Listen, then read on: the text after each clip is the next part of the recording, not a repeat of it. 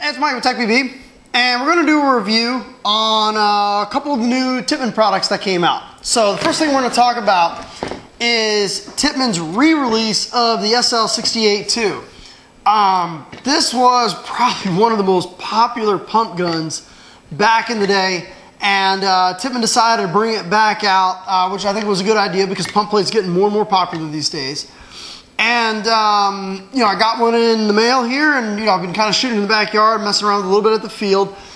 I think they could have gone a little bit better on the gun in terms of some of its refinement. I know they added a clamping feed neck and stuff like that.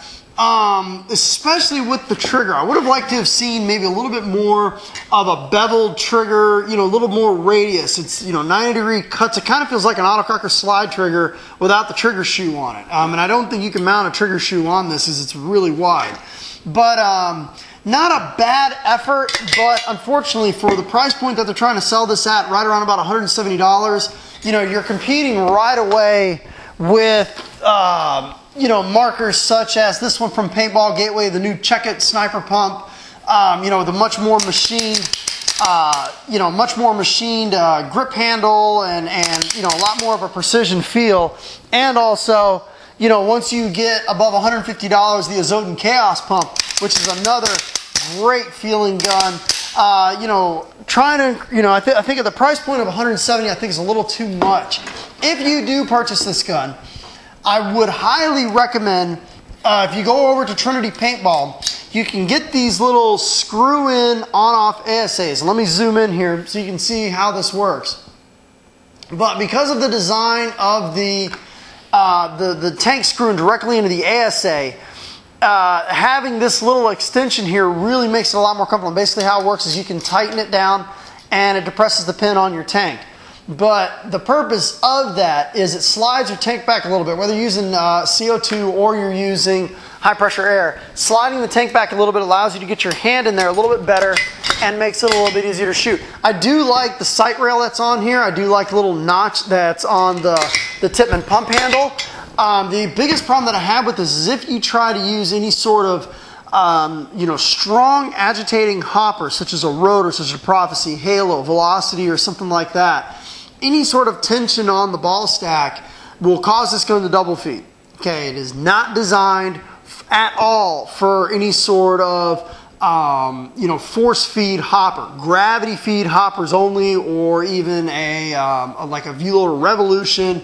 I mean, I would probably even be nervous about putting an Eggy on here because this gun will double feed. It does not have the detents in there as you would find like on the Check It gun or on the Azodin Chaos Pump. You got to be really careful what kind of hopper you put on here. But other than that, I think $170, I think it's a little overpriced. Maybe right around about the 120 range. I think it's going to work. I do like the fact that it has the sling mounts here, so you can very easily, you know, attach this to a sling and put it over your shoulder. You know, I do think there is probably just enough room to put a low-profile red dot sight on here. Not a bad shooting gun, but 170 bucks. You know, especially for a marker like that, where there's so many of them out there. It's kind of hard to swallow that cost. But anyway, let's move on. Let's talk about the gear bags. Okay, they've got 3 gear bags. I haven't taken all my stuff out of here because I've actually been using these. And I don't really care if it's a little bit of a mess. That's okay. You know, you guys see, you know, we've got some stuff in here. I've been using them. What do I think about this one? This is the duffel bag. It's a good effort, but unfortunately, when you go to close this up, let me see if I can start closing this up a little bit. When you go to close this up, you end up losing about 50% of your storage area. Okay, so I would almost have just preferred that they just had a flap that opened up here on the top. But once you go and close this up, you lose about 50% of your storage area. So if you have anything that's sticking up, you know what I mean, like you know, just barely sticking over the top of the bag here, when you go to close it up, all of this stuff on the top half of the bag ends up getting really badly compacted. So I wasn't really that big of a fan, but something that I did really like about it was this piece right here, which was the ability for you to put your like your tanks and your hoppers right here on the side. That's pretty nice, but you know, unfortunately for the price that they're trying to charge for this one, You know, I think that was right around about 50 bucks. Not a bad deal, but I'd much rather just have a flap over the top. All right, let's move on to the next one. Quick. Let's get and let's slide this over here. This is probably, the Tippmann Backpack is probably one of the coolest things that I've seen come out from Tippmann or from anybody for a long time. This is one of the best alternatives I've ever seen to a scenario vest, okay? The Tippmann Backpack has the ability to run 2 tanks, 2 remote lines. It's also got an additional pocket here for you to put like a pistol or something like that. And it's also got a backpack here where you can put your gun in. You know, take it on and off very easily. Leave it out there on the field really quick for your teammates to come and grab. You know, you have the ability to put 4 pods here. So let's go ahead and put some pods in. I'll just put 1 pod in. Now these particular sleeves here are from Flurry Industries. They Velcro right on. It does have a 5-pod holder, but I was actually using this on the field, and I was using these from Flurry, and this way I could pull my pods out, put it on, and you know, dump it into the gun. But let's go ahead and put the backpack on. Okay, and as you can see, my pod's right there.